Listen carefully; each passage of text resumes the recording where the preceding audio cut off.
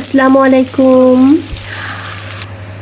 রমজান মাসে একটা নতুন রেসিপি নিয়ে চলে এসেছি। সাফির আমাকে হেল্প করছে। সাফির কি দিচ্ছি আমরা এখানে? এখানে প্রায় 2 কেজি মতো আমি চিকেন কিমা নিয়ে নিয়েছি।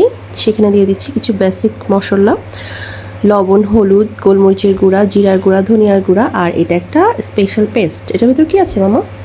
ধনিয়া। ধনিয়া না, ধনিয়া নাই, পুদিনা।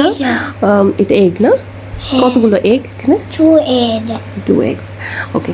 আর সুগার দিলাম, এখানে একটুখানি সুগার দিচ্ছি। হ্যাঁ, আর এটা হচ্ছে পিনাট পাউডার, আর এটা হচ্ছে ব্রেড ক্রামস। হ্যাঁ, ব্যাস এটাই সব কিছু হয়ে যাবে এটাতে। ডান ডান বলো।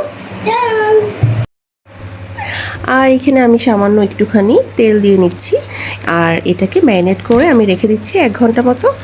1 ঘন্টা পরে ফিরে এলাম এবং এটা দিয়ে মাল্টিপারপাস জিনিস করা যাবে। যেমন ধরেন বার্গারের পেটি বানানো যাচ্ছে, কাবাব বানানো যাচ্ছে, যে কোনো কিছু। হ্যাঁ, তারপরে মোমো ভিতরে দেওয়ার ফিলিং যেটা, ওটাও করতে পারবো। তো আমি বার্গারের মতো পেটি বানিয়ে এটা আমি স্টোর করে দিব ফ্রিজে। আর আজকে আমি আপনাদেরকে দেখাবো কাবাবটা ভেজে। আর এই তো এতগুলো বার্গার পেটি হয়েছে, কাবাব হয়েছে, আর সাথে যেটা আছে এটা দিয়ে আমি মোমো বানিয়ে ফেলবো। তো চলে যাচ্ছি একটু ফ্রাই করে দেখানোর জন্য।